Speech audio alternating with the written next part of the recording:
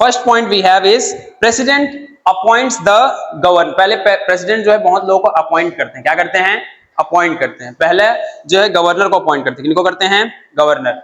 सभी राज्यों के गवर्नर को अपॉइंट करते हैं। गवर्नर क्या होते हैं, जो रुतबा या जो पावर एक देश में, जैसे कि हमारे भारत की बात करते हैं, प्रेसिडेंट का है, वही सब राज्यों में है गवर्नर का पावर, ठीक है।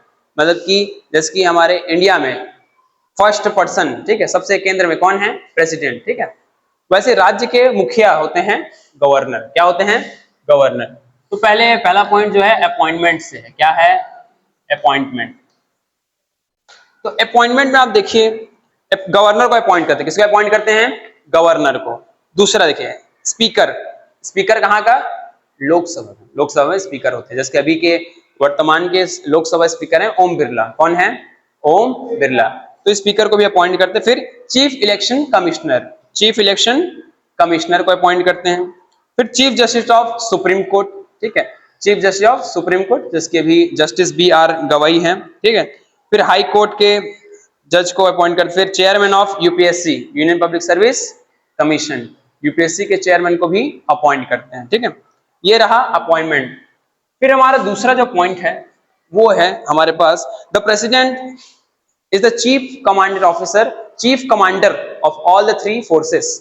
डिफेंस में पता है आपको 3 फोर्सेस हैं हमारे पास, जल, थल और वायु। बेसिकली आर्मी, नेवी और एयर। इन तीनों फोर्सेस के हेड होते हैं प्रेसिडेंट। कौन होते हैं, प्रेसिडेंट। ये भारत की बात कर रहे हैं, ठीक है। इन तीनों के हेड कौन होते हैं, प्रेसिडेंट, ठीक है। तीसरा, the president can declare war with any country. किसी भी देश के साथ जंग का ऐलान कर सकते हैं, कौन, प्रेसिडेंट। कि हमें फॉर एग्जांपल इस देश के साथ युद्ध करना है, ऐसे डिक्लेयर कर सकते हैं। हालांकि करते नहीं है, सब पूरा मीटिंग कैबिनेट के साथ मीटिंग करने के बाद फिर ये डिसाइड होता है, ठीक। चौथा, फॉरगिवनेस। फॉरगिव यानी होता है माफी करना, क्या करना, माफी। तो जो प्रेसिडेंट है वो किसी भी सजा को फॉरगिव कर सकते हैं, यानी माफ कर सकते हैं। फॉरगिव यानी माफ, माफ कर सकते हैं, किसी की फांसी की सजा को रुकवा सकते हैं, ठीक है। ये पावर होती है प्रेसिडेंट के पास।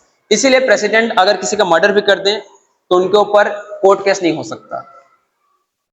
तो क्या होगा, जैसे कि प्रेसिडेंट का टेन्योर, टेन्योर यानी कार्यकाल होता है 5 साल। कितने साल का होता है, 5 साल।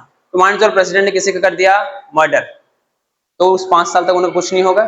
फिर अगले 5 साल के बाद जब वो रिटायर होंगे, रिटायर मतलब वो जब 5 साल उनका खत्म हो जाएगा तो प्रेसिडेंट नहीं रहेंगे, तब फिर उन पर मुकदमा चलाया जाएगा। ये होता है, हाँ होता है प्रेसिडेंट के लिए इलेक्शन।